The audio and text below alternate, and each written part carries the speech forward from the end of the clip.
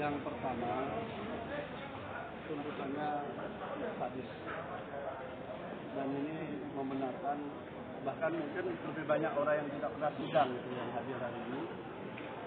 Dan percuma kita membuka fakta-fakta sidang, menggali keterangan saksi, menguji alat bukti di persidangan, kalau kemudian desainnya adalah kembali seperti desain awal, bahwa ini harus dihukum seberat-beratnya, bagaimana ada target-target tertentu di dalam itu berjalan. Jadi melihat pertimbangan yang disampaikan oleh JPU tadi, dia mengakui ada testimonium de auditu, tetapi meminta kepada majelis hakim biar itu tetap dipakai gitu. Bayangkan, mengakui ada testimonium de auditu, kemudian dia menyebutkan bahwa ada dua keterangan yang dihadirkan oleh yang bersangkutan, namanya disebutkan juga sebagai pemberat, tetapi keterangannya tidak diakui. Padahal mereka ini yang memberikan keterangan saksi berderet dengan korban, di mana tempatnya dan sebagainya.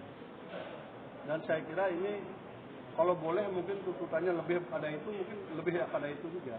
Ini kan sama sekali tidak ada pertimbangan lain. Kalau yang mengingatkan tidak ada semua, pokoknya gaspol itu 16. Tapi penasihat juga ada bedisen. Ya memang dari awal kan sudah kita lihat cara penggarapan kasusnya kan sudah begitu. Jadi bahwa ini dilengkapkan seperti ini, ya saya nggak tahu apakah di ruangan sidang ini masih ada pengadilan atau penghakiman nanti di ujungnya nanti. Karena kalau namanya pengadilan, adil itu adalah menguji alat bukti, saling berkesesuaian atau tidak. Bayangkan, disebutkan ada peristiwa yang kedua yang sehingga menyebabkan kejadian berulang. Jadi kena pasal 65 ini kan kejadian berulang, sehingga ditambahkan sepertiga. Itu peristiwanya disebutkan dia datang ke sana begitu saja, tidak diakui keterangan saksi yang dicatut namanya. Langsung saja bahwa terdakwa tiba-tiba langsung ke lokasi itu lewat dini hari. Padahal keterangan saksi di persidangan dan disebutkan di dalam dakwaan nama-namanya jelas mengatakan peristiwa itu tidak ada. Jadi tidak penting lagi ada saksi hadir menjelaskan fakta yang ada di persidangan kalau seperti ini. Makanya dari awal saya katakan, kalau memang ini mau didesain sebenarnya cukup dakwaan langsung tuntutan, nggak usah lagi ada. Untuk apa kita menggali keterangan saksi kalau kemudian keterangan saksi di atas sumpah tidak dipakai.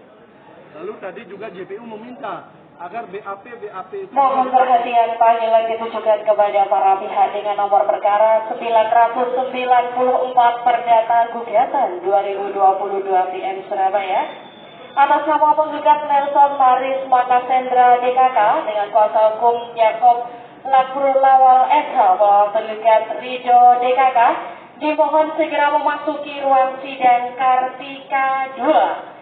Sekali lagi panggilan ditujukan kepada para pihak dengan nomor perkara 994 Perdata Gugatan 2022 PM Surabaya atas nama penggugat Nelson Maris Makasendra dengan kuasa hukum Yakob Makbur Lawal SH melawan penggugat Ridho DKK dimohon segera memasuki ruang sidang Kartika 2. Terima kasih.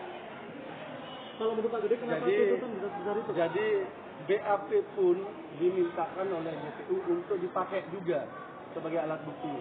Untuk apa kemudian JPU mengurangi saksi kalau memang mau menghadirkan BAP itu mau diuji, kan begitu. Ada 40 saksi, oleh JPU 16 sudah ditutup, kita yang minta biar dihadirkan lagi yang lain. Tapi di persidangan tadi meminta selain saksi testimonium de auditu untuk dipakai, juga meminta BAP yang tidak dipakai di sini agar dipakai juga. Ini kan sesuatu yang bagi saya yang membingungkan gitu loh. Satu sisi dia tidak mau menghadirkan yang di BAP sebagai saksi, di sisi yang lain minta itu dipakai. Padahal itu harus kita uji di sini kan. Ada upaya pembelaan Pak Gede. Otomatis minggu depan kita pledoi. Pertanyaannya masih adakah ruang-ruang keadilan di situ? Karena ruangan ini pun juga teman-teman tahu sendiri kan. Bagaimana ruang PN bisa dipakai podcast oleh oknum tertentu untuk menekan kekuasaan dan sebagainya gitu. Tapi ya kami berharap seluruh keluarga besar Sidikiyah ini berdoa aja lah. Di atas keadilan manusia masih ada keadilan Tuhan. berdoa aja, nanti akan ada jalur-jalur tangan-tangan Tuhan akan bekerja. Saya yakin. Karena ini sudah tidak make sense dengan kewajaran dari proses cara tuntutan dan sebagainya, sangat tidak masuk akal. Coba aja buka semua kasus yang ada di Indonesia, ada nggak seperti ini? Gampang hitungnya. Gampang hitungnya. Apa yang disiapkan nanti untuk pembelaan Pak? Ya, pembelaan kami sederhana, yaitu apa yang menjadi fakta sidang. Kebenaran, keadilan, benar tidaknya peristiwa itu kan di fakta sidang, bukan di tempat lain. Kalau di tempat lain untuk apa gitu loh? Ini satu orang yang mengaku korban loh. Satu orang yang mengaku korban dengan tuntutan sebesar dan setinggi itu. Silakan saja wajar atau tidak wajar. Wajar atau tidak wajar. Itu kita ukur aja ngerasa keadilan kita. Di mana ini mungkin satu-satunya kasus pemerkosaan di mana korbannya buka baju sendiri, berada di atas dan sebagainya dan ngechat mesra terdakwa. Mungkin tidak ada di dunia korban pemerkosaan seperti itu. Dan ini kemudian dituduh sangat berat. Itu. Oke. Terima kasih Itu. Pak Gede. Mungkin ini satu-satunya saya belum pernah mengalami, membaca ataupun menangani kasus yang katanya korban pemerkosaan seperti ini.